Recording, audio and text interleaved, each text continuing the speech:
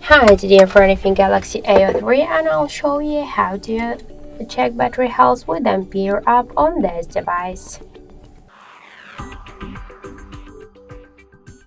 So first we should get the Ampere application from the Play Store. That's why in the search bar enter the Ampere and tap to install. So after that just wait a couple of seconds while this application will download and then installing on your device, and then just tap to open the app. Click yes, I agree, be close, and on the left down corner tap to OK. So here you will see the information about health of our battery. In my case the battery is in a good condition, and also we got here more information like the battery level, health, capacity, voltage, Android version, and more other info. So that's it, thank you for watching, and if you find this video helpful, don't forget to leave a like, comment, and to subscribe our channel.